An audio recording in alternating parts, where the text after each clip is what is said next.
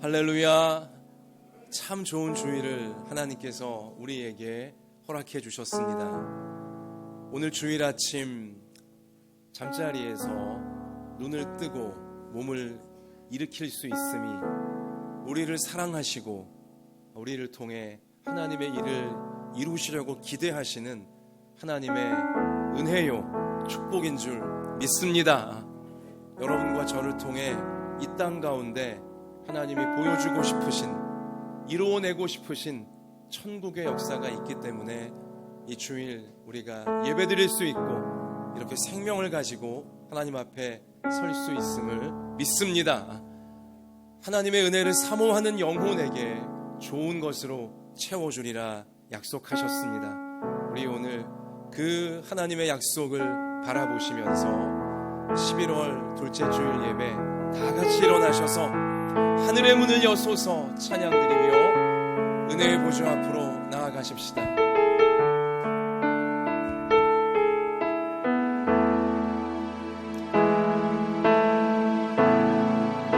하늘의 문을 여소서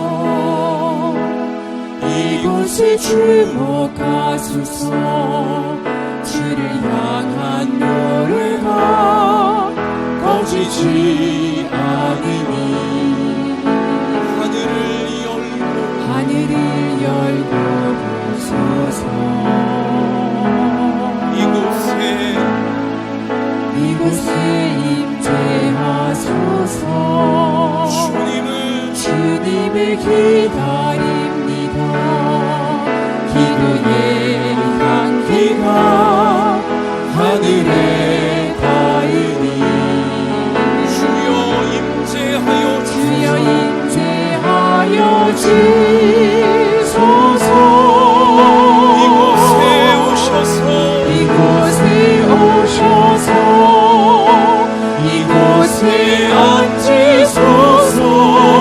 이곳에서 드리는 예배를 받으소서.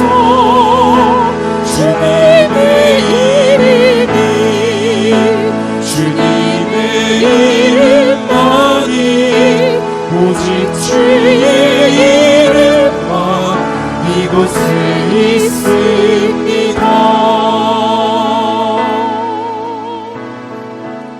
우리 함께 눈을 감고 진실하게 회개의 기도를 하나님께 먼저 올려드리기를 원합니다. 하나님은 우리 모두에게 세상을 넉넉히 이길 수 있는 천국의 열매를 풍성히 맺을 수 있는 은혜를 주고자 하시는데 우리의 그릇이 깨끗해야 합니다.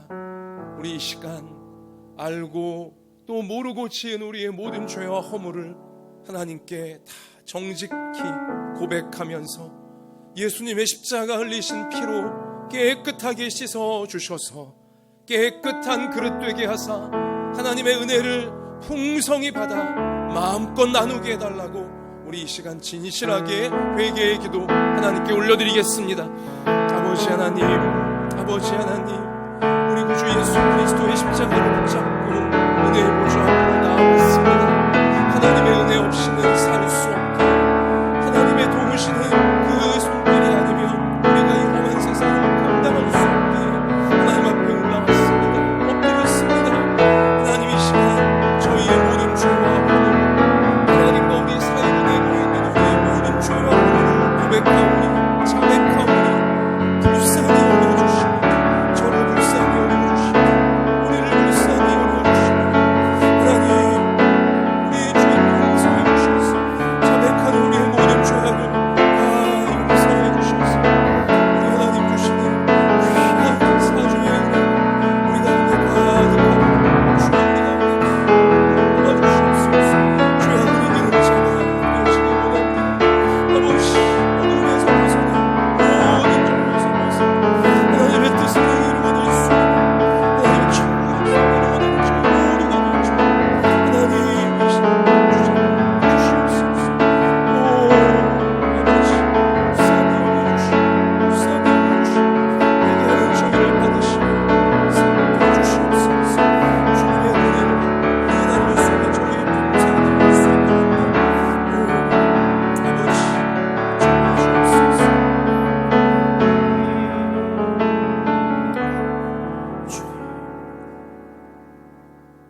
만일 우리가 우리 죄를 자백하면 그는 미쁘시고 의로우사 우리 죄를 사하시며 우리를 모든 불의에서 깨끗하게 하실 것이요. 아멘. 사랑의 하나님, 우리의 모든 죄와 허물이 예수님의 십자가 앞에 엎드려 진실하게 자백할 때에 하나님의 자비하심으로 깨끗하게 씻겨짐을 믿습니다. 하나님, 오늘 하나님 앞에서 고백한 모든 죄 우리가 예수님 붙들고 결단하여 버리게 해 주시옵소서. 그래서 하나님과 우리 사이를 내었던 모든 죄 우리 가운데 다 씻겨짐으로 말미암아 결단하고 버림으로 말미암아 하나님의 은혜를 풍성히 넉넉히 공급받는 그릇 되게 하사 마음껏 우리의 가정과 학업과 생업을 통하여 이 어두운 땅에 나누어질 수 있는 천국의 통로, 생명의 통로 되게 하여 주시옵소서. 이 결단과 이 믿음으로 예배드리는 모든 주의 백성들 한 사람 한 사람, 한 가정 한 가정 오늘도 성령으로 충만하게 임하셔서 그 몸을 고치시고 마음을 고치시며 삶을 새롭게 하시는 하나님의 권능이 나타나게 해 주옵소서. 예수님 이름으로 기도드립니다. 아멘. 전능하사 천지를 만드신 하나님 아버지를 내가 믿사오며 그 외아들 우리 주 예수 그리스도를 믿사오니 이는 성령으로 잉태하사 동정녀 마리아에게 나시고 본디오 빌라도에게 고난을 받으사 십자가에 못 박혀 죽으시고 장사한 지 사흘 만에 죽은 자 가운데서 다시 살아나시며 하늘에 오르사 전능하신 하나님 우편에 앉아 계시다가 저리로서 산자와 죽은 자를 심판하러 오시리라. 성령을 믿사오며 거룩한 공회와 성도가 서로 교통하는 것과 죄를 사하여 주시는 것과 몸이 다시 사는 것과 영원히 사는 것을 믿사옵나이다. 아멘. 자리에 앉읍시다. 찬송가 15장 힘차게 찬양드리겠습니다.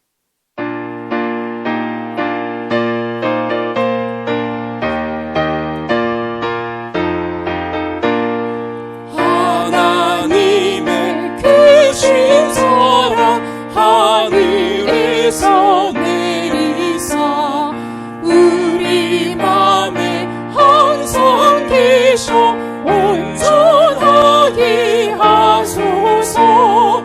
우리 주님 자비하사 사랑 무한하시니 두려워서 떠는 자를 구원하여 주소서.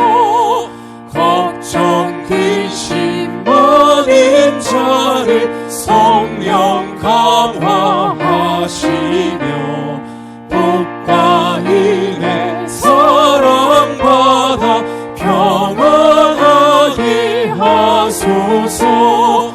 처음과 끝이 되신 주님 항상 인도하셔서 마귀 유혹 받는 것을 속히 끊게 하소서. 전능하신 아버지여 주의 능력 주시고 우리 맘에 임하셔서 떠나가지 마소서. 주께 영광 항상 돌려 천사처럼 섬기며 주의 사랑 영영토록 찬송하게 하소서. 우리들이 거듭나서 흠이 없게 하시고 주의 크신 구원받아 온전하게 하소서. 영광에서 영광으로 천국까지 이르러 크신 사랑 감격하여 경배하게 하소서.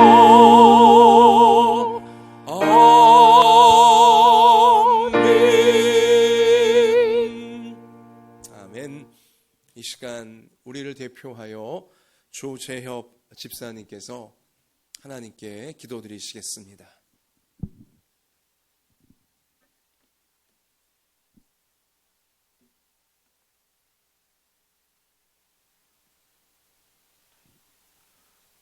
하나님 아버지, 오늘 이렇게 아름다운 가을 아침을 저에게 주신 것 감사드립니다.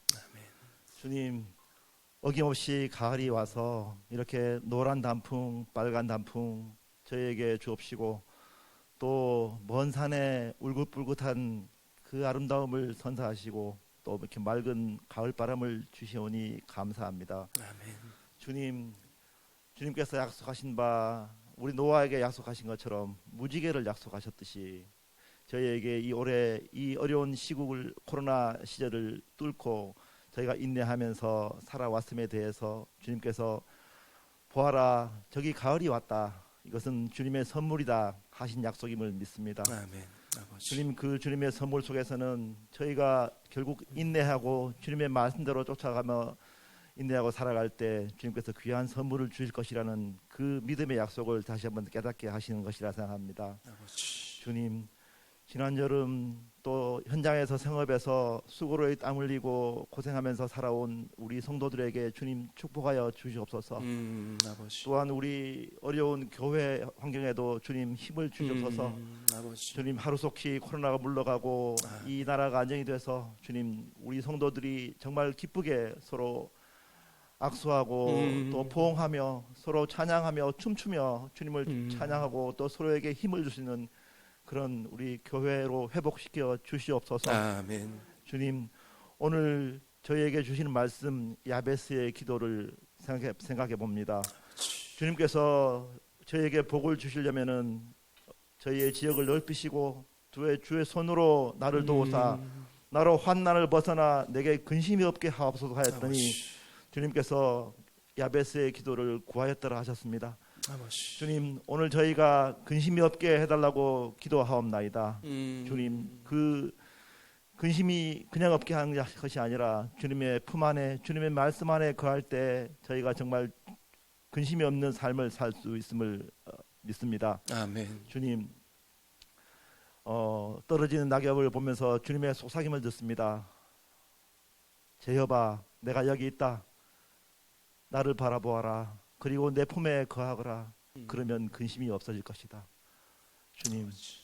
주님께서 주신 말씀 믿고 목사님께서 주시는 말씀 속에서 거하며 주님을 찬양하고 또 주께 경배하며 저희 앞날에 지금까지 그래왔던 것처럼 근심이 없는 날이 올 줄 믿습니다. 아멘. 주님 우리 교회가 이제 4년이 되었습니다. 아버지. 주님 지난 4년 지켜주심을 감사드렸고 아멘. 주님 우리 교회가 4년을 넘어서 40년을 넘어서 400년을 넘어서 아버지. 주의 위협을 이 지역에 또 대한민국의 전 세계에 떨칠 수 있는 그날까지 주님 우리 교회를 축복해 주옵시고 우리 아버지. 성도님 한 분 한 분 붙잡아 주옵시고 아버지.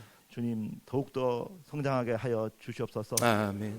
오늘 예배에서 귀한 말씀으로 모두가 복받고 모두가 더 힘이 나는 귀한 시간 되게 하옵소서. 아멘. 예수님의 이름으로 기도합나이다. 아멘.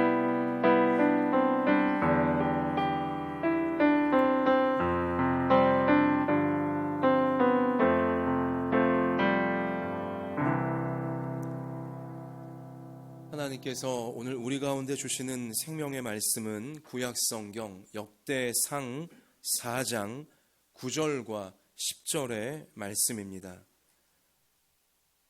구약성경 614면에 나와 있습니다. 역대상 4장 9절 10절. 자, 우리 한 목소리로 합독하시겠습니다. 야베스는 그의 형제보다 귀중한 자라. 그의 어머니가 이름하여 이르되 야베스라 하였으니 이는 내가 수고로이 낳았다 함이었더라.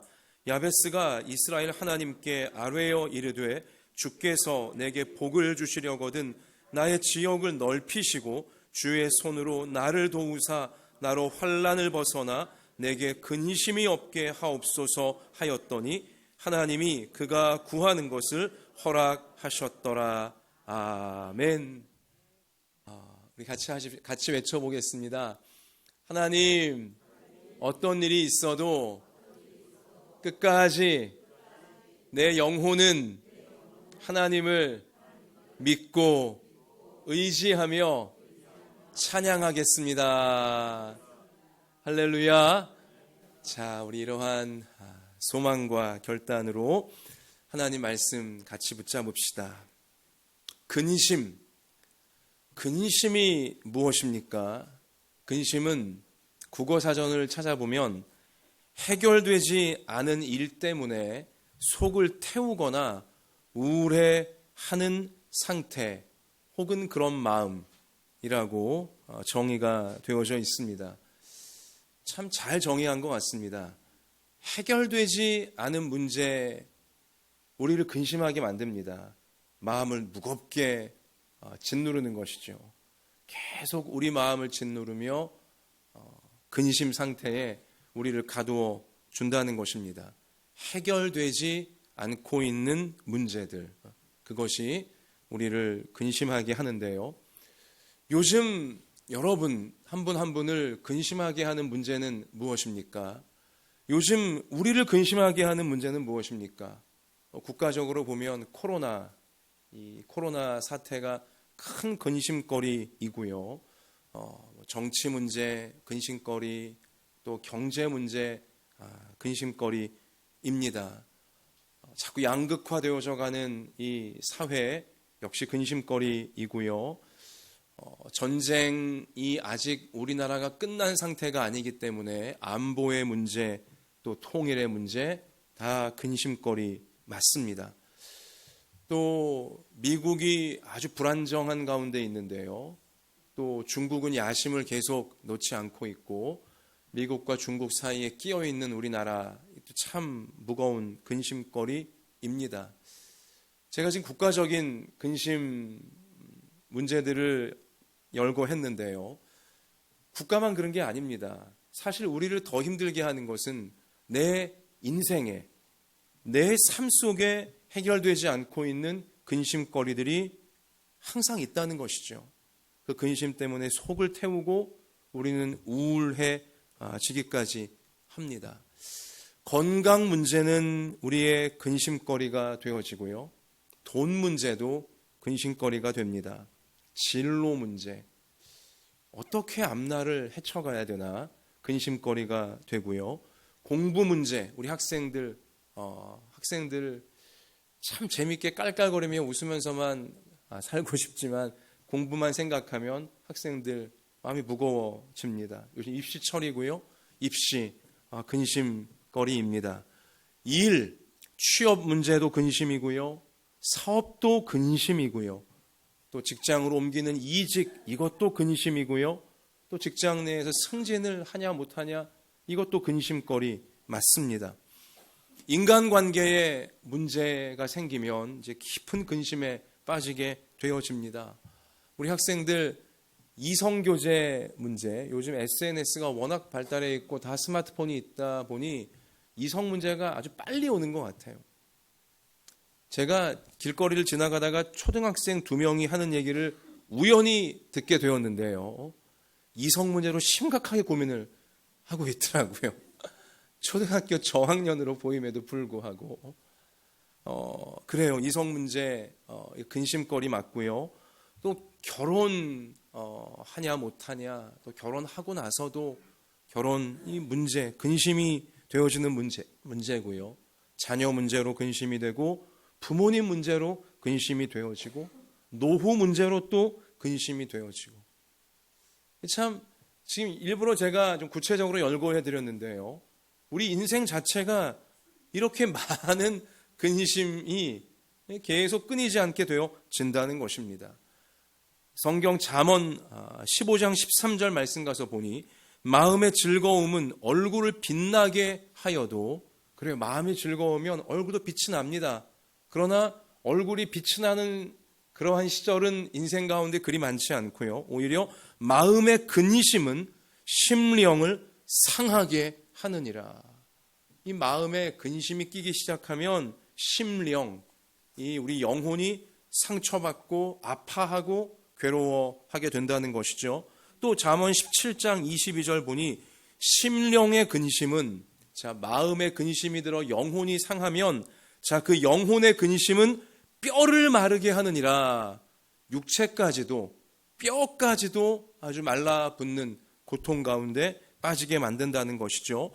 욥기 17장 7절, 내 눈은 근심 때문에 어두워지고, 근심이 심해지면 시력도 다운될 수가 있고요. 또 여기 육체의 시력만을 말하는 것이 아니라 근심이 심해지면 이제 마음의 판단력, 정신의 판단력까지도 어두워질 수 있다는 것을 성경은 우리 가운데 깨우쳐 주는 것이죠. 또 잠언 17장 25절 보면 미련한 아들은 그 아비의 근심이 되고 그 어미의 고통이 되느니라. 자꾸 어리석게 살고자 하는 아들과 딸들은 그를 낳은 어머니 아버지에게 근심거리가, 또 고통을 주는 거리가 되어진다. 그러니까 사실 근심 걱정의 대부분이 가족관계 안에서 이루어지고 있다는 것을 성경은 우리 가운데 역시 깨우쳐주고 있는 것이죠. 그래요, 우리가 뭐 옆집 아저씨 또 뒷집 아주머니 문제로 극심한 근심에 빠지는 일은 흔치 않습니다. 주로 우리 가족들 때문에 우리는 무거운 근심에 사로잡히게 된다는 사실이죠. 전도서 2장 22절, 사람이 해 아래서 행하는 모든 수고와 마음에 애쓰는 것이 무슨 소득이 있으랴. 일평생에 근심하며 수고하는 것이 슬픔뿐이라. 일평생 근심하며 수고해야 하는 것이 인생임을, 그것이 인생의 현실임을 성경은 알고 있고요. 그리고요, 그의 마음이 밤에도 쉬지 못하나니. 여러분 굉장히 너무 와닿지 않으세요? 마음이 밤에도 쉬지 못하나니. 여러분 어젯밤에 잘 주무셨습니까? 어젯밤에 아무 근심 걱정 없이 잘 주무셨나요?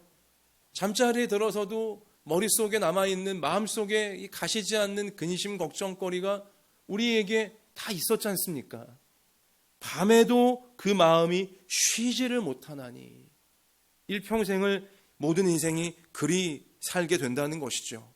또 전도서 5장 15절 말씀 가서 봐도 그가 모태에서, 어머니 뱃속에서 벌거벗고 나왔은즉 그가 나온 대로 돌아가고.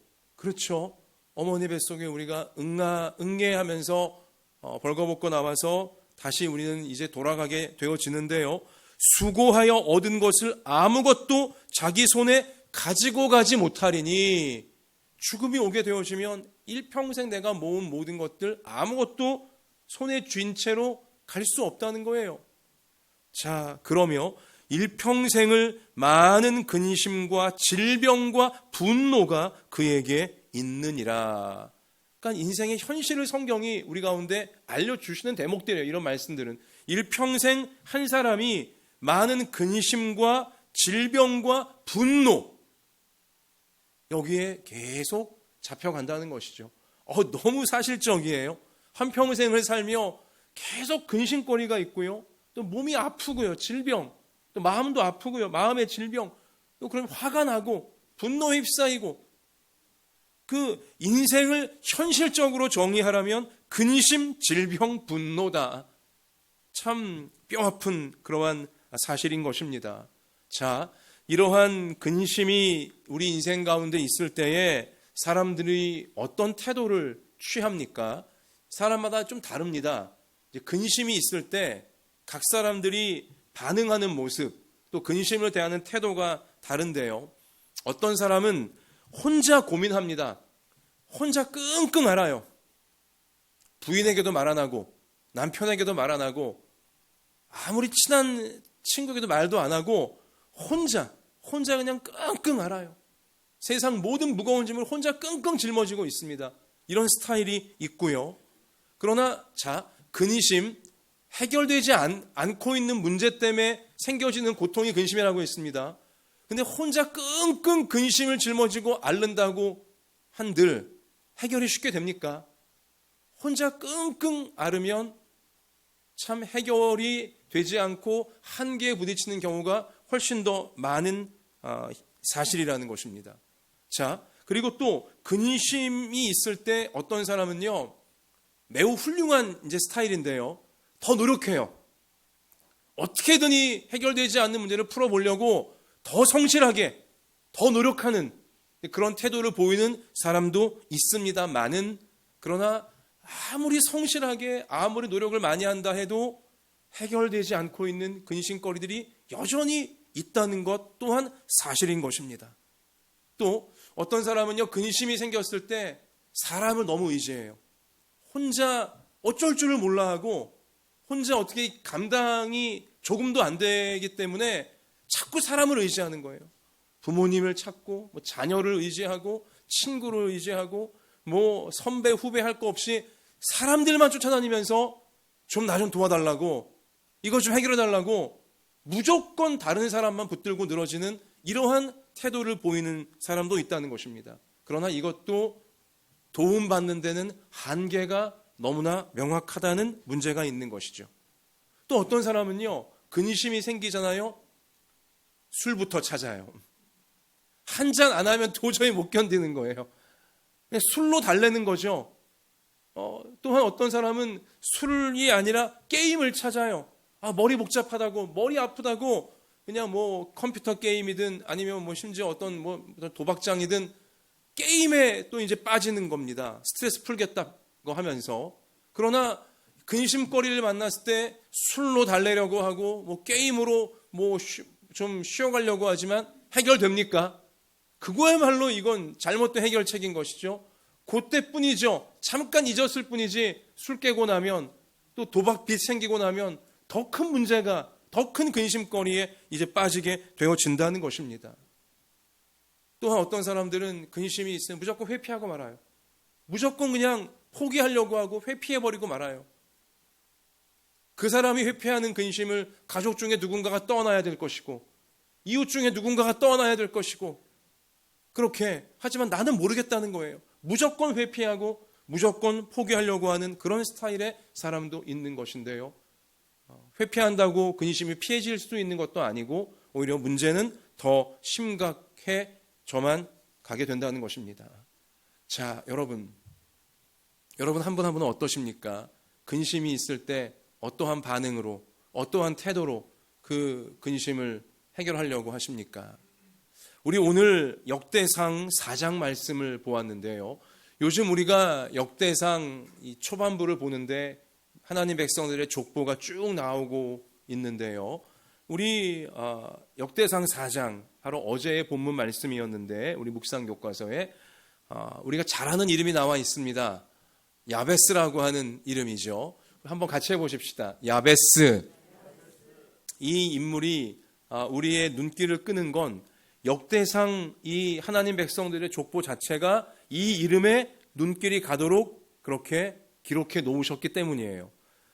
웬만한 하나님 백성들의 이름은 이름만 딱 나오고 그가 누구를 낳았다, 여기까지만 다 이제 기술되어져 있는데 유독 야베스에 대해서만큼은 2절에 걸쳐서 설명을 해놨어요. 그러니까 특별하게 야베스를 역대상 하나님 백성의 족보도 다루고 있다는 것입니다. 자, 근심이 생겼을 때 야베스가 어떻게 대처했냐, 우리 오늘 9절 가서 볼까요? 한번 같이 읽겠습니다. 야베스는 그의 형제보다 어떤 사람이래요? 귀중한 자라. 이건 처음부터 귀중한 자는 아니었어요.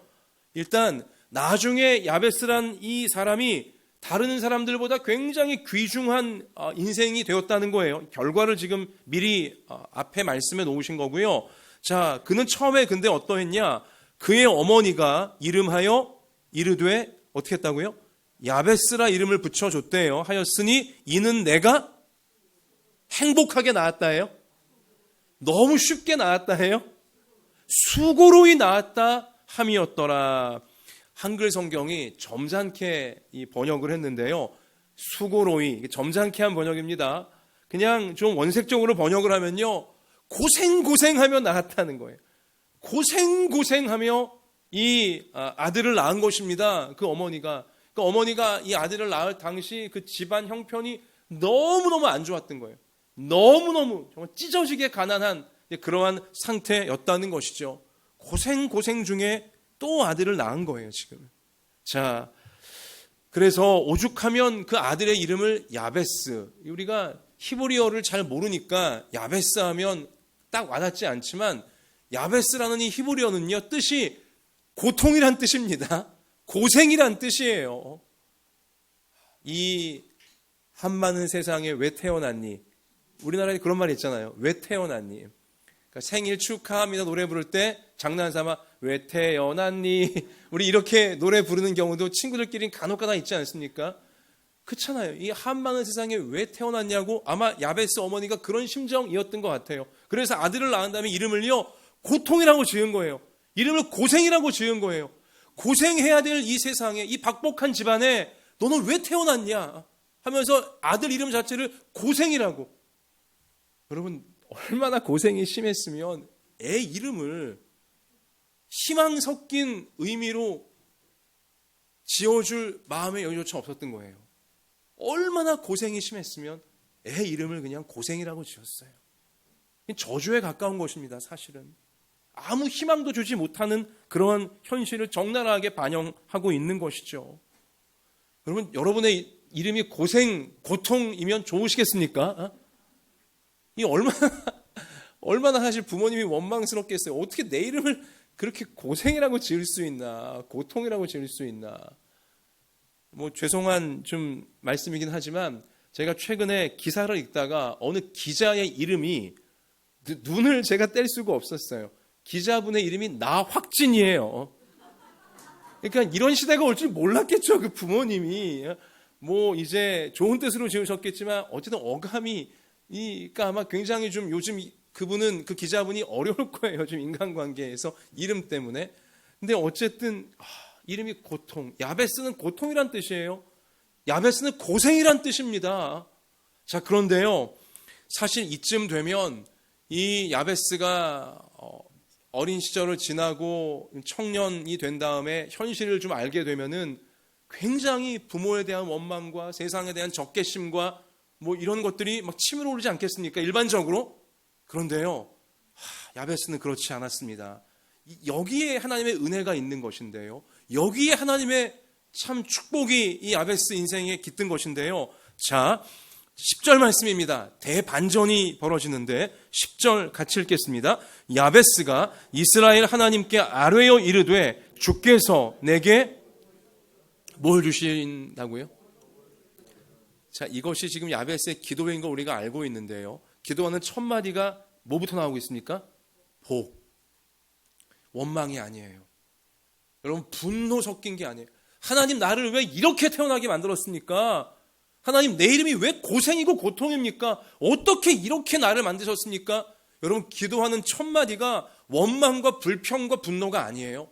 기도하는 첫 마디가, 첫 단어가 뭐예요? 복이에요. 여러분, 야베스는 어찌 보면 굉장히 현실적인 인물이고요, 현실적인 믿음을 갖고 있는 인물이에요. 너무 고생이 심하니까 내게 지금 필요한 게 뭐냐? 복이다. 복이 없으면 난 살 수가 없구나.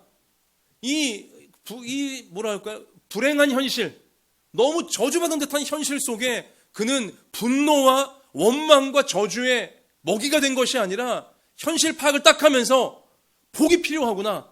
근데 이 복은 사람이 줄 수 있는 게 아니니 복의 근원인 하나님을 보는 거예요. 현실적으로 하나님을 보는 거예요.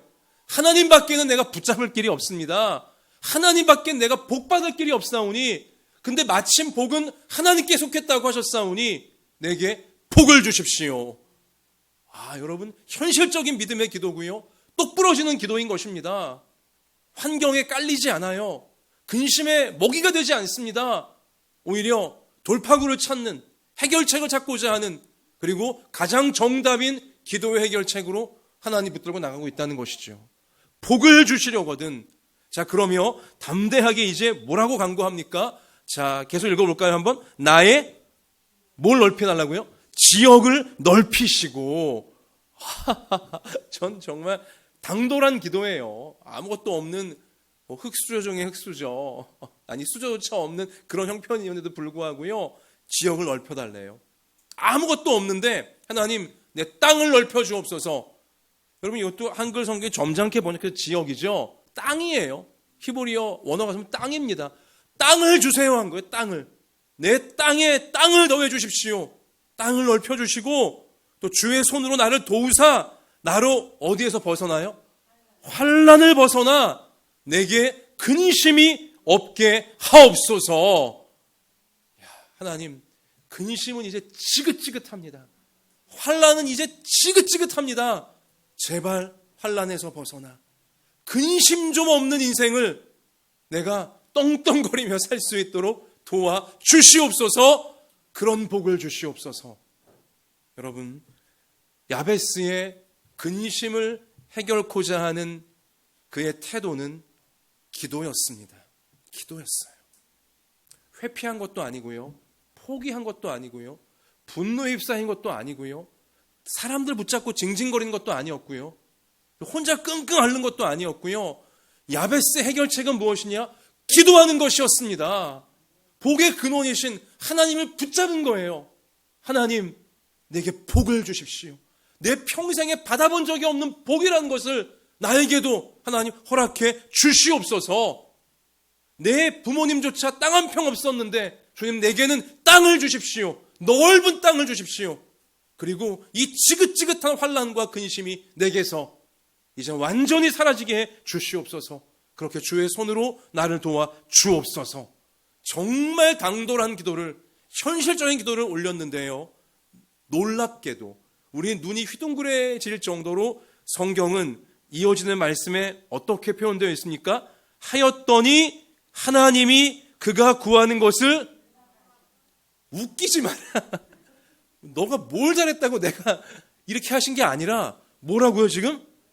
허락하셨더라. 할렐루야. 볼펜 있으십니까? 허락하셨더라의 밑줄을 여러분 10번 20번을 그으세요. 여러분이 허락하셨더라 하나님이 누구의 하나님이십니까? 여러분 잘 아십니다. 그래도 야베스의 하나님이라고 말씀하실 줄 알았는데 야베스의 하나님만이 아니라 누구의 하나님이에요? 우리 하나님, 내 하나님인 것입니다. 하나님이 성경 역대상에 왜 야베스라는 인물을 특별히 강조하여 이렇게 부각시켜 놓으셨을까요? 야베스를 위함이 아니에요. 이 성경을 읽게 되어질 후대의 성도들을 위해서 하나님이 일부러 야베스의 기도를 성경의 특별한 기도로 일부러 하이라이트, 부각시켜 놓으신 줄로 믿습니다. 야베스의 기도, 당돌한 기도에 허락하신 하나님은 여러분과 저의 당돌한 기도에도 허락하실 준비가 되어져 계세요. 야베스가 현실적인 믿음으로 간구했을 때 응답하신 하나님은 여러분과 저의 모든 현실적 필요에 응답하실 준비가 넉넉히 되어져 계신 줄 믿습니다. 우리는 오늘 그 믿음을 예배를 통해서 우리의 심령에, 근심에 상하 계신 우리 심령의 기도의 믿음을 하나님이 허락하신다, 이 믿음을 장착해야 하는 것입니다. 여러분, 그런데요, 제가 목회자로서 주위를, 또 우리 인생을 사는 분들을 찬찬히 보면, 또 성도님들을 찬찬히 보다 보면 놀라운 것을 제가 발견하게 되는데요. 뭐냐? 하나님이 이렇게까지 약속하셨건만 기도하지 않는 인생들이 너무도 많다는 거예요. 제가 깜짝깜짝 놀랍니다. 어쩌면 이리도 기도를 안 할까? 성도라고 하는 교회 다니는 사람들조차도요, 기도를 안 해요. 근심거리가 있을 때 놀랍게도 기도를 안 해요. 특히 성도들은요, 기도에 대해 거품이 너무 많아요. 거품이. 그러니까 예배 드릴 때마다 기도에 대한 얘기를 자꾸 들으니까, 뭐 또 성도이다 보니 기도라는 생각은 늘 하니까, 기도해야지 생각은 늘 하니까 본인이 기도하고 있는 줄 알아요. 설교자를 통해, 목회자를 통해 기도에 대한 얘기를 듣고 또 머릿속에도 기도해야지 늘 생각이 있다 보니 실제 기도는 안 하면서 본인이 기도하고 있는 줄 착각하고 있다니까요. 그러면서요, 근심거리가 생겼어요. 건강 문제건 돈 문제건 인간관계 문제건 뭐 어떤 문제건 간에 공부, 일, 뭐 무슨 문제건 간에 근심이 생겼는데도요, 기도 안 합니다. 고민만 해요. 고민만 해요. 생각만 해요. 끙끙 앓기만 해요. 또 사람들만 붙잡고 있어요. 기도 안 합니다. 하나님께 구하질 않아요. 그런 경우가 너무나 많다는 것입니다. 아니, 성경엔 이런 증거가 분명히 있는데 야베스가 그 박복한 중에도 그 저주받은 삶 속에서도요, 당돌이 기도하자 하나님이 허락하셨더라 증거가 명백히 나와 있음에도 불구하고요, 정작 근심거리가 있을 때 기도는 완전히 까먹어버리고 기도를 안 합니다. 여러분, 우리 한마음예담교회 성도님들, 우리 자녀들, 우리 중엔 그런 분이, 그런 사람이 한 분도 없게 되시기를 원합니다. 혼자 고민하지 마세요. 혼자 끙끙 앓지 마세요. 사람들만 붙잡고 도움 요청하지 마세요. 또 술로 달래려고 하지 마시고 게임으로 풀어보려고 하지 마시고 회피하거나 도망가지 마세요. 우리에겐 최고의 해결책인 기도가 있습니다. 하나님은 기도하라고 내가 허락해 주겠다고, 응답해 주겠다고 하나님은 우리 가운데 계속 스피커에 대고서 큰 소리로 외쳐대고 계시는 것입니다. 여러분, 어떤 문제이건 일단 기도부터 하시기 바랍니다. 어떤 문제이건, 무슨 일을 만나건, 어떤 근심이든 기도부터 시작하시기를 바라요. 여러분, 제 일부러 어떤 것이든 무엇이든 기도하라고 제가 당부를 드리는 거예요. 왜냐? 예수님이 가르쳐 주신 거예요. 요한복음 14장 13절 말씀 가서 보니 너희는 마음에 근심하지 말라. 하나님을 믿으니 또 나를 믿으라. 이렇게 선포하시며 예수님이 근심하지 말래요, 우리에게. 왜? 하나님을 너희가 믿으니 나를 믿으라는 거예요, 지금. 그러시면서 너희가 내 이름으로 무엇을 구하든지 내가 행하리니. 예수님이요, 너희가 내 이름으로, 예수님의 이름으로 우리 기도하잖아요. 기도할 때마다 항상 마지막에 예수님의 이름으로 기도합니다. 우리가 왜 그렇게 합니까? 동서고금 막론하고 왜 기도 마지막에 예수님 이름으로 기도합니까? 우리 그러고 있는 거예요. 예수님이 그렇게 하라고 했어요. 너희가 내 이름으로 무엇이든지 구하면 내가 행하리라. 이 말씀 때문에 그런 건데요. 자, 예수님은 무엇이든지 구하라고 하셨어요. 조건부가 아니에요. 이거는 되고 저건 안 되고가 아니라 무엇이든지 일단 구하라. 예수님 이름으로 구하라. 알려주신 거예요. 이게 기도의 신비이고요, 이게 기도의 놀라움이에요. 무엇이든지 구하시기를 바라요. 일단 기도부터 하세요. 우리 같이 하십시다. 일단 기도부터 하자. 우리 학생들 게임하기 피곤하죠? 밤을 새면서 게임해요. 요즘 학생들은 온라인 특별히 수업한다고 코로나 때문에 보면 우리 부모님들의 걱정거리가 밤을 새고, 다음날 학교 안 간다고 집에서 컴퓨터 앞에서 수업하니까 밤을 새고 게임을 하는 거예요. 인터넷 게임을 하는 것이죠. 근데도 잘 못해요. 맨날 진대요. 게임하면서도. 그래요. 학생들 게임 문제로 한번 기도해 본 적 있으세요? 우리 여기 중학생, 고등학생들, 하나님, 나는 게임을 왜 이렇게 못할까요? 나는 왜 맨날 지기만 할까요? 나는 맨날 아이템 돈을 그렇게 붓는데도 도대체 잘하지를 못하고 게임 문제로 기도해 본 적 있습니까? 부모님이야 우리 자녀가 게임을 끊게 하옵소서 맨날 그런 기도를 드리겠지만 우리 학생들 뭐 게임 끊게 해달라고 기도 안 할 것이고, 게임 기도해 봤습니까? 기도해 보세요. 하나님은 관대하신 분이에요. 하나님은 넓으신 분입니다. 게임 문제로 하나님, 제가 저에게 늘 게임을 통해 모욕을 주는 저 아이디를 한번 꺾기를 원합니다. 기도할 때요, 하나님이 응답하실까요? 안 하실까요? 응답하세요. 하나님이. 기도를 안 하니까 응답받지 못하고 있는 거죠. 본인 손재간만 믿고 머리만 굴리고 있으니까 이기지 못하는 거죠. 기도해 보세요, 우리 학생들. 하나님, 제가 정말 나를 늘 막 지게 만드는 저 상대 이기기 원합니다. 뭐 게임 놓고 기도해 보시기를 바라요. 어쩌면 게임의 만렙이 될 수도 있을지 몰라요. 무엇이든지 기도하라고 했습니다. 무엇이든지. 또 여러분, 시험 공부도 마찬가지예요. 우리 학생들 시험 때 기도합니까? 기도해야 돼요. 심지어 하나님 찍어도 맞게 해주시옵소서. 때로는 그런 기도도 드려야 돼요. 무엇이든지 기도하라고 하시나요? 무엇이든지. 하나님 앞에 우리는 무엇이든지 간구할 수 있다는 것입니다. 이성교제 문제 힘듭니까, 학생들? 기도해요. 왜 혼자 끙끙 앓아요? 왜 잘 모르는 친구들한테 물어봅니까? 왜 잘 모르는 부모님께 물어봅니까? 하나님께 물어보세요. 이성 문제 있으면 우리 학생들 하나님께 기도하기를 바랍니다. 또 우리 결혼 정년기에 있는 청년들 이상형이 나타났습니까? 하나님께 주님 저 사람과 결혼하기 원합니다. 기도부터 해야 된다는 것입니다. 일전에 제가 말씀드렸죠. 이상형이 예배 중에 딱 나타난 거예요.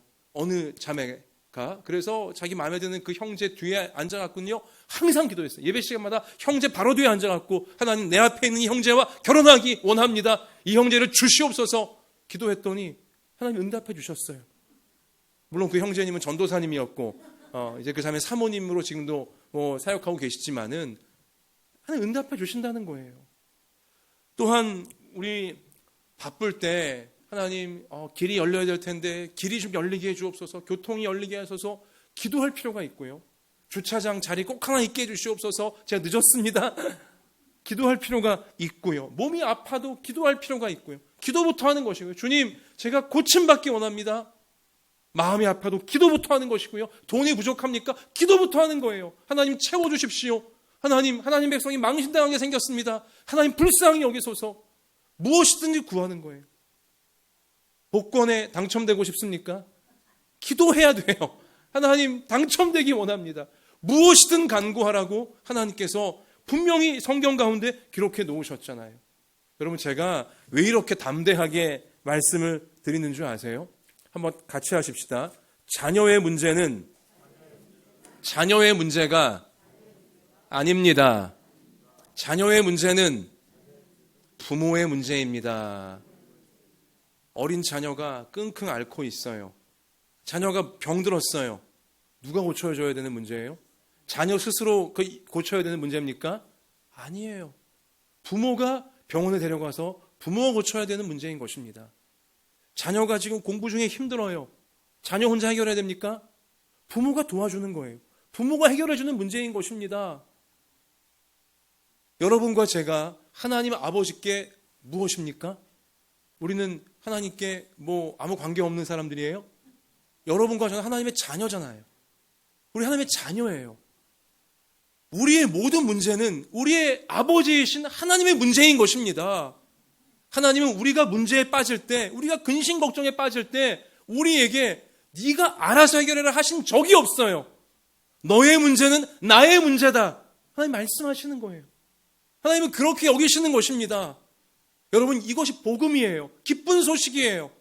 내가 어느 근심의 문제가 있건 간에 그 문제는 내 문제가 아니라, 내가 풀 수 있는 것이 아니라, 내가 해결해야만 되는 것이 아니라 하나님 아버지께서 해결해 주시려고 하는 문제이고요. 하나님께 맡겨야 되는 문제라는 것입니다. 여러분 이 믿음이 정말 필요합니다. 하나님이 그러니까 우리에게 무엇이든지 일단 기도하라고 하시는 거예요. 무엇이든지 기도하라고 하시는 거예요. 그래요. 유치해 보일지 몰라도 게임 문제 가지고 기도하다가 하나님이 그를 불쌍히 여기셔서 응답해 주셨어요. 그러면 기도하니까 하나님 응답해 주시는구나. 기도에 믿음이 생기는 거예요. 어린 자녀가요, 아팠을 때 엄마 나 아파, 아빠 나 아파 했더니 엄마 아빠가 병원에 데려가서 고쳐줬어요. 그러면 그 아이의 마음속에 확신이 생기는 거예요. 아플 때 엄마 아빠한테 말하면 되는구나. 도움을 요청하면 되는구나. 확신이 생기는 거예요. 나중에 더 큰 문제를 가지고도 엄마 아빠한테 도움을 요청할 수 있게 되는 거 아니겠습니까?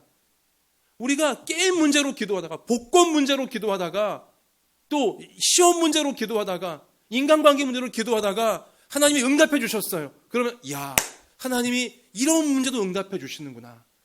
더 큰 문제 만날 때 담대하게 하나님께, 하나님 내 아버지께 아뢰일 수 있는 거예요. 하나님 도와주십시오. 지난번 게임 문제도 하나님 응답해 주지 않았습니까? 지난번 시험 찍어도 맞게 해주시고 응답해 주지 않았습니까? 더 큰 문제 만났나이다. 도와주십시오. 기도할 수 있는 믿음이 자연스럽게 더 진실하게 생겨날 수 있기에 하나님은 무엇이든지 성도들이 구할 때, 하나님 자녀가 구할 때 다 응답해 주시겠다라고 이렇게 약속해 주시는 것입니다. 여러분, 당부를 드리는 말씀이지만 어떤 근심거리이건 아무리 유치해 보이고 좀 민망해 보이는 것이라 할지라도 뭐부터 하라고요? 기도부터 하시기를 축원합니다. 기도하시기 바라요.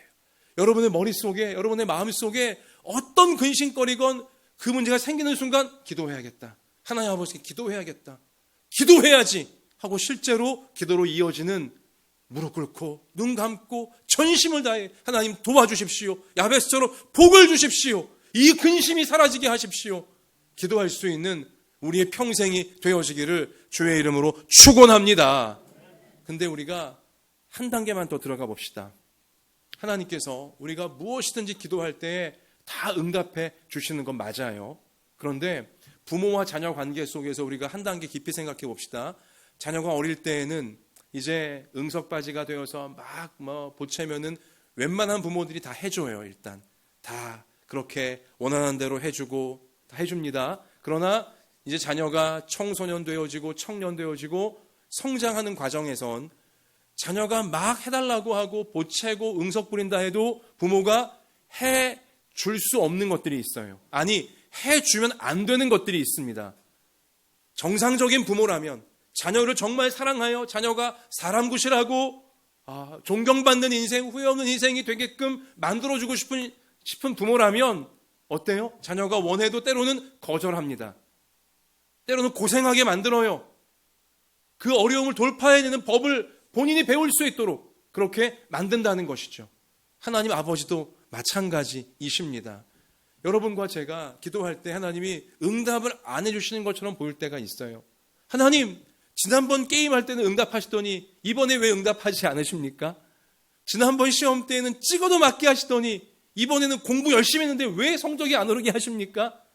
지난번에는 길이 막힐 때 기도했더니 길이 열리게 하셨는데 이번엔 기도했더니 길이 더 막힙니다.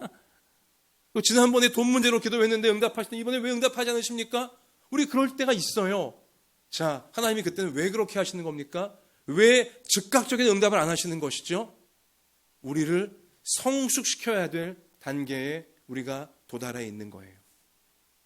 우리가 응석바지가 되지 않도록, 욕망의 노예가 되지 않도록, 혹은 게으름의 노예가 되지 않도록, 교만에 빠지지 않도록, 세상에 덫에 걸리지 않는 분별력이 있고 준비되어져 있는 인생이 되도록 하기 위하여 하나님이 때로는 응답을 보류하시는 거예요. 때로는 우리를 사서 고생하도록, 고생 가운데 뚫고 나가는 법을 배우도록 우리를 이끌어 가신다는 것입니다.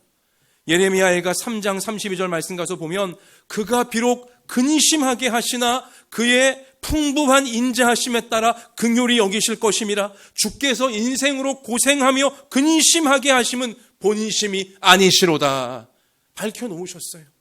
자녀가 때로 고생하도록 만드는 게 고생 자체가 부모의 본심이 아니듯 그 고생을 통해 성숙하고 단단해져서 더 멋진 인생이 되도록 계획이 있듯이 부모의 마음속에 하나님도 하나님의 백성들이 근심하고 고생에 빠지는 환경에 빠지는 것 하나님이 본심이 아니라고 하신 거예요. 그런 연단을 통해 훈련을 통해 참으로 하나님 백성답게 천국의 능력을 발휘할 수 있는 인생이 되도록 우리를 만드는 과정이다라고 분명히 알려주신 것입니다. 사랑하는 성도 여러분, 뱃사람들이요, 그 바다에서 이제 항해를 할 때에 또 혹은 조업을 할 때에 갑자기 큰 파도가 이제 밀려오면요, 이 배를 어떻게 조종하냐? 파도가 막 밀려올 때 파도와 정면으로 맞서면 배는 반드시 깨진다고 합니다. 그러면 다 잘못되는 거예요. 파도가 올 때 노련한 뱃사람들은 어떻게 하냐? 파도를 타야 돼요. 파도 위로 올라가야 되는 것입니다. 마치 윈드 서핑하는 것처럼 그 파도를 정면으로 뚫고 나가는 것이 아니라 파도 위에 올라가는 거예요. 파도를 타고 파도와 함께 가야 되는 것입니다. 그래야 배가 깨지지 않고 풍랑이 멈출 때까지 버틸 수가 있는 것이죠. 여러분, 인생의 파도 역시 마찬가지입니다. 여러분과 저의 인생에 파도가 근심이 계속 쳐요. 파도처럼 계속 근심이 우리 가운데 쳐오는 것입니다. 그럴 때에 그냥 인간적인 생각으로 혈기로 그 파도와 정면 돌파하리라 했다가는요, 인생은 깨지는 것입니다. 혈기에 깨지고 분노에 깨지고 교만에 깨지고 잘못될 수밖에 없는 거예요. 근심의 파도에 올라타야 되는 것입니다. 올라탄 다음에도 균형을 잘 잡아야 되는 거예요. 치우치면 그냥 푹 떨어지는 것이죠. 균형을 잘 잡아 파도를 타야 돼요. 근데 우리 힘으로는 균형을 잡을 수가 없어요. 우리는 혈기가 있고요, 감정이 있고요, 우리는 분별력이 약하고요, 한계투성이어서 우리는 균형을 잘 못 잡아요. 우리로 하여금 균형을 잡게 파도를 잘 탈 수 있도록 만들어주시는 분이 우리 아버지 하나님이신 것입니다. 기도를 통해 하나님과 소통해야 돼요. 기도로 통해 하나님과 소통해야 돼요. 하나님, 이게 지금 잘 파도를 타고 있는 것입니까? 내가 치우친 거 아닙니까?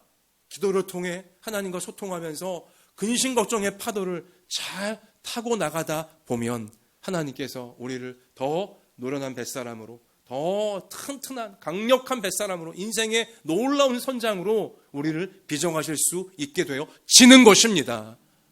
하나님께 물어보셔야 돼요. 이렇게 좋은 기도가 있는데, 이렇게 좋은 하나님이 계신데도 불구하고 여러분, 근심이 있을 때 기도 안 하는 어리석음에 마귀의 덫에 걸리지 마시기를 바랍니다. 여러분과 저의 마음에 순간마다 기도해야겠다, 하나님께 물어봐야겠다, 항상 기도하며 쉬지 않고 기도하며 하나님과 교감하시면서 파도 그 위에 잘 올라가서 치우치지 않고 파도를 끝까지 잘 타서 하나님이 우리를 인도하고자 하시는 소원의 항구, 소원이 이루어지는 항구, 야베스처럼 그 모든 기도가 다 응답받는 항구에 우리 모두가 다 안전하게 도착할 수 있게 되어지기를 주님의 이름으로 축원합니다. 말씀을 마치겠습니다. 여러분, 사막에요, 풍뎅이가 삽니다. 놀라운 사실이죠. 그 뜨거운 사막에 어떻게 풍뎅이가 살 수 있겠습니까마는 사막에 풍뎅이가 살아요. 사막에 생명이 살 수 없을 거라 생각되어지는 이유는 물이 없어서예요. 물이 없으면 생명이 살지 못하잖아요. 그런데 풍뎅이가 살아요. 사막 풍뎅이가 있어요. 어떻게 살 수 있냐? 어디에서 물을 구하냐? 물이 없는 사막에서 이 풍뎅이들이, 그 비결은요, 동이 틀 때에 있어요. 동이 틀 때. 하루가 밝아오는 동이 틀 때, 이제 그 일교차에 의해서 땅에 이슬이 맺힙니다. 이건 사막이건 어디건 다 그러잖아요. 그죠? 이슬이 맺힐 때 이 풍뎅이들이요, 동이 틀 무렵에 죄다 해가 뜨는 쪽으로 딱 올라와서 몸을 쫙 펴요. 몸을 아주 있는 힘을 다 쫙 펴요. 그러니까 몸의 면적을 넓게 하는 거예요. 그리고는요, 몸 전체에 이슬이 맺히게 하는 거예요. 자, 이제 그 풍뎅이 등 껍질과 온몸에 이슬이 맺혔어요. 그런 다음에 어떻게 하냐? 모든 풍뎅이들이요, 장관인데요, 일시에 이제 몸을 다 굽혀요. 최대한 몸을 숙여요. 있는 힘을 다해 고개를 숙이고 최대한 숙여요. 그럼 어떻게 될까요? 등딱지에 맺혔던 이슬이, 이게 숙였으니까 어떻게 돼요? 이게 등을 타고 내려오는 거예요. 물이 흐르는 거예요. 그때 어떻게 하는 겁니까? 고개를 샥 해서 일로 떨어지는 물을 받아먹는 것입니다. 할렐루야. 여러분, 제가 이 설교의 마지막에 왜 이 말씀을 드리냐? 고개를 숙여야 돼요. 사막을 돌파하려면, 사막에서 살아나려면 고개를 숙여야 돼요. 사람 앞에 고개 숙이라는 얘기가 아니라 하나님 앞에 고개를 숙여야 돼요. 하나님은 우리 하루하루 마치 이슬처럼 하루에 필요한 은혜를, 응답을 우리 가운데 내려주세요. 내가 받는 것은 우리의 몫이에요. 우리가 받아내야 되는데 고개가 뻣뻣하면 받을 수 없어요. 사막 풍뎅이 중에 내가 왜 고개를 숙여야 돼? 하고 고개 안 숙이고 뻣뻣이 있잖아요. 물을 먹지 못해 죽는 거예요. 고개를 숙여야 돼요. 날마다 순간마다 고개를 숙여. 고개를 숙이는 게 뭐예요? 기도하는 것입니다. 하나님 도와주십시오. 복이 필요합니다. 도움이 필요합니다. 하나님 도와주십시오. 하나님 앞에 고개를 숙이는 것이, 있는 힘을 다해 고개를 숙이는 것이 기도인 것입니다. 우리가 고개 숙이고 몸을 엎드려서 기도하잖아요. 은혜의 생수가 위로부터 내려오기 시작하여 기도 중에 우리가 받아 먹으면 걱정 근심 사라지고, 그리고 파도를 잘 타서, 근심의 파도를 잘 타서 소원의 항구까지 하나님과 교감하며 우리는 안전하게 도착할 수 있음을 믿습니다. 같이 하십시다. 사막 풍뎅이처럼 있는 힘을 다해 고개를 숙여 기도하겠습니다. 복을 주시고 파도를 잘 타서 소원의 항구에 도착하게 하옵소서. 우리 그렇게 하실 하나님께 영광을 올리십시다. 할렐루야. 우리 힘차게 찬송합시다. 찬송가 382장 너 근심 걱정 말아라. 우리 기도하는 심정으로 이 찬양 가사에 우리의 모든 근심을 다 맡겨서 올려드리십시다.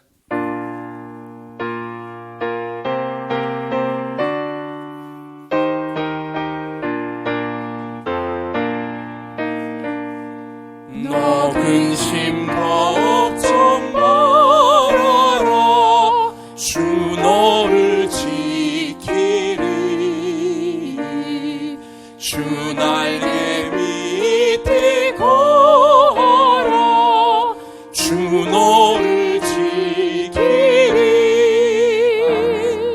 주 너를 지키리 아무 때나 어디서나 주 너를 지키리 늘 지켜주시리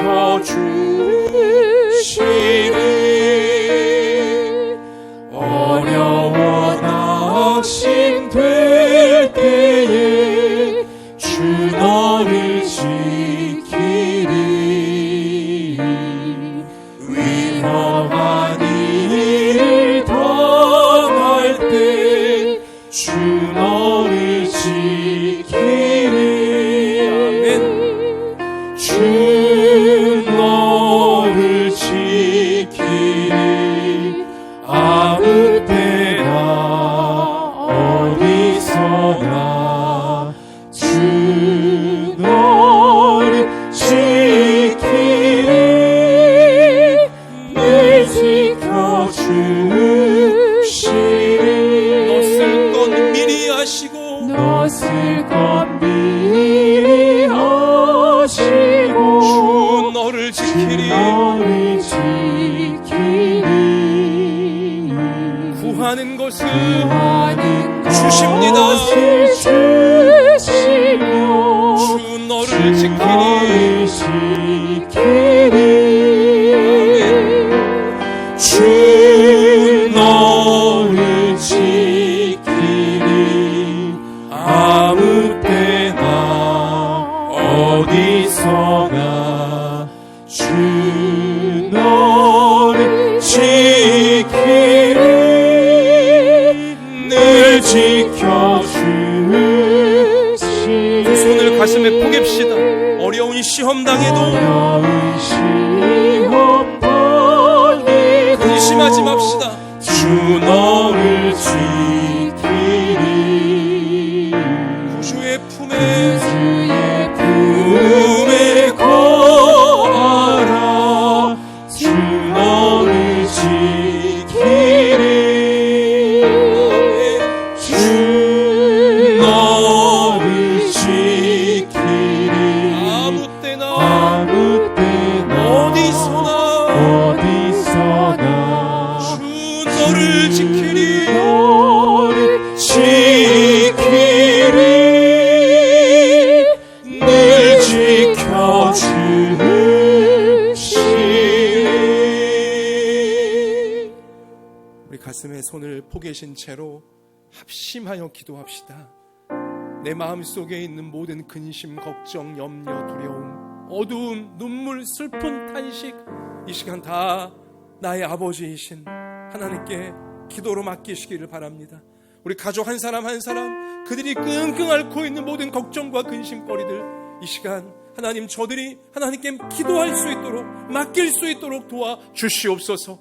자녀의 문제는 자녀의 문제가 아니라 부모의 문제이오니 하나님의 문제이오니 기도하는 믿음이 그 안에 불처럼 타오르게 해주셔서 기도로 말미암아 파도를 잘 타서 소원의 항구의 야베스처럼 하나님이 그 모든 기도에 허락하시고 응답하시는 결과를 우리가 다 보게 되어지도록 나와 내 가족들, 우리 모든 성도들, 자녀들 기도의 사람으로 승리해달라고 같이 이 시간에 다 맡겨드리며 기도하시겠습니다. 아버지 하나님, 아버지 하나님, 우리 마음에 우리 삶 속에 모든 근심과 걱정과 염려와 두려움을 하나님 우리를 짓누르고 해결되지 않고 있는 문제들을 기도를 통하여 하나님께 맡기게 하여 주옵소서. 기도하라고 하시니 감사합니다. 아뢰라고 하시니 감사합니다. 구하라고 하시니 감사합니다. 하나님께서 응답하시겠다고 도와주시겠다고 허락해주겠다고 약속하시니 감사합니다. 하나님 우리가 고개를 숙이고 무릎을 꿇고 엎드려서 하나님의 도우심을 야베스와 같이 전심으로 구하는 기도의 사람들이 되어지게 하여 주시옵소서. 매 순간마다 기도하게 하소서. 기도하지 않고 어리석은 자, 기도하지 않고 혼자 끙끙 앓고 엎어진 인생에 아무도 없게 하여 주시고 마음에게 속고 자기에게 속는 자가 아무도 없게 하여 주시고 하나님 늘 깨어 기도하여 하나님이 예비하신 소원의 항구로 하나님이 우리 가운데 예비하신 복을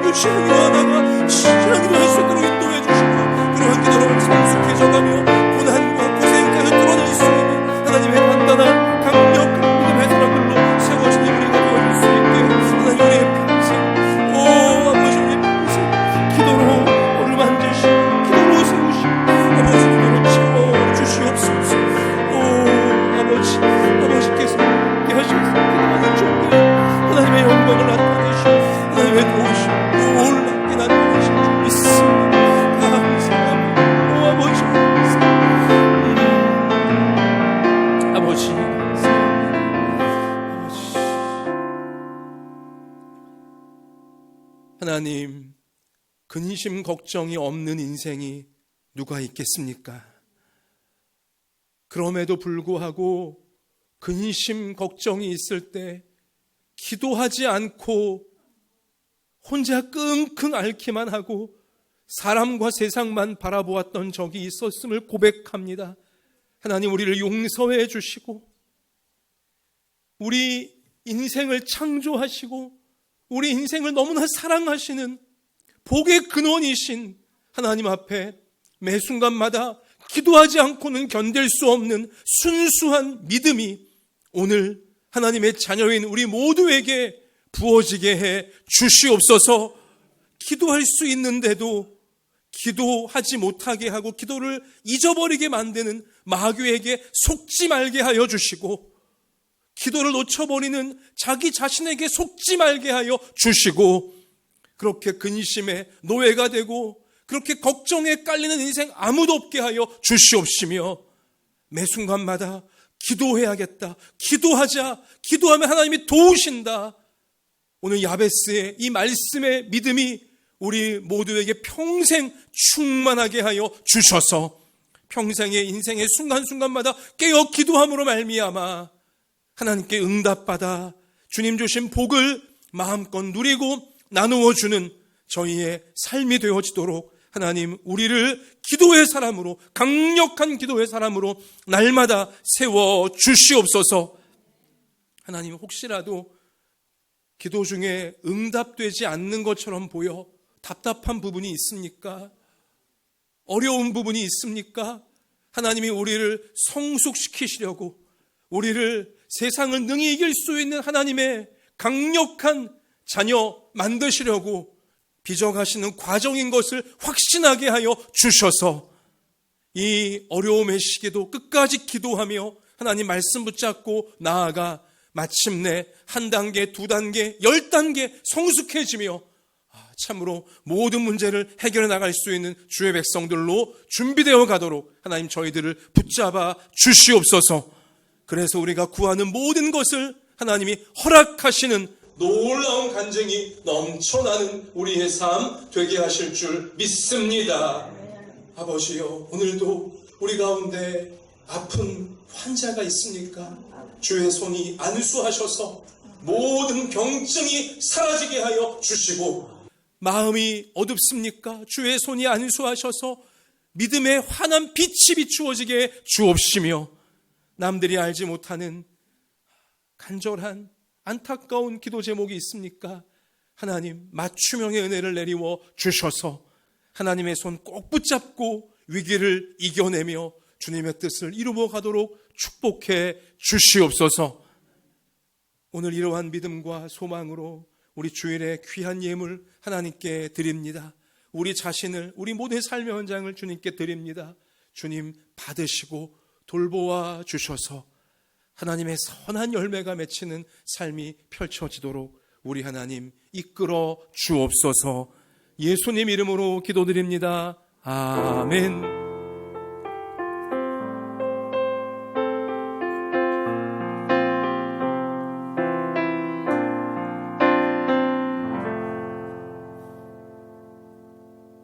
자, 우리 한번 같이 이렇게 외쳐보겠습니다. 하나님, 순간마다 기도가 생각나게 하소서. 믿음으로 기도하게 하소서. 응답하실 줄 믿습니다. 네, 우리 부모님이 또 우리 자녀들이 21세기의 야베스가 되어지기를 소원합니다. 네, 우리 교회 소식 잠시 주보를 보시면 되겠고요. 다음 주일은 추수감사 주일입니다. 코로나로 인하여서 2020년이 어떻게 간지 모르게 벌써 추수감사절에 당도했는데요. 고난 중에도 주님 베푸신 은혜가 있기에 우리가 오늘까지 이렇게 왔습니다. 여러분, 우리 소중한 감사 잘 준비하면서 추수감사주일 예배가 우리 삶의 역전의 발판이 되어지기를 원합니다. 그리고 감사절 예배 때 이제 여러분 앞에, 우리 교회 앞에 보여드릴 고백 영상을 김수희 집사님이 좀 만들고 계신데요. 도움 요청이 들어올 때 여러분 거절하지 마시고 감사 고백을 잘 영상 속에 담아주시면 좋겠습니다. 더 풍성한 감사절 되어질 것입니다. 추수감사주일 강단, 헌물, 곡물이나 과일 동참하기 원하시는 분은 우리 안보호 권사님, 우리 권사, 시무 권사님들께 상의하시면 되겠습니다. 자, 젊은이 예배, 주일학교 분반 공부 은혜 중에 진행되게 하시니 감사드리고요. 또 지난주부터 우리 수요 예배와 금요 기도회가 현장 예배로 재개가 되어질 수 있어 너무나 감사합니다. 온라인 예배도 여러분 제공되어지고 있는데요. 금요 기도회는 좀 잘 편집하여 드리고자 지금 작업 중에 있기 때문에 월요일 날 제공이 되어질 예정입니다. 온라인으로. 그리고 생활 속 말씀도 여러분 포기하지 마시고 연말 시상 있습니다. 시상 때문만은 아니라 과거에 밀렸던 것도 하여튼 여러분 말씀두기 성경 우리 꼭 묵상하시면서 세상을 이겨나갔으면 좋겠습니다. 오늘 사랑의 떡은 안부호 권사님께서 준비해 주셨습니다. 우리 한번 고마움의 박수로 표하십시다. 감사합니다. 나가시다가 받으시고 따끈따끈하게 잘 드시면 좋겠습니다. 자, 우리 일어나십시다. 우리 방금 부른 찬송 3절 한 절 찬양하고 축도로 예배를 마치겠습니다.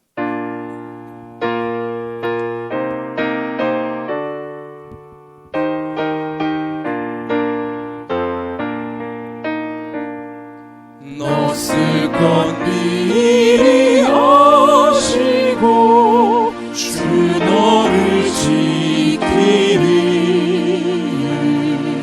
구하는 것을 주시며 주 너를 지키리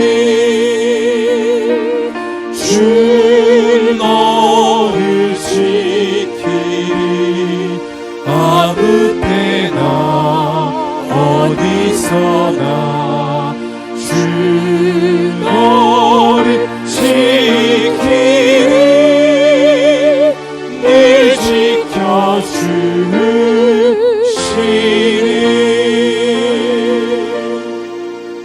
이제는 우리 구주 예수 그리스도의 은혜와 하나님 아버지의 사랑과 성령님의 항상 함께하여 주심이 하나님께서 너무나 아끼고 사랑하시는 우리 한마음 예담교회 모든 부모 자녀 머리 위에와 소중한 가정과 학업과 생업 위에와 북한의 지하교회와 조국교회와 우리나라 우리 민족 열방의 선교사님들 위에 이제로부터 영원까지 함께 계실지어다. 아멘.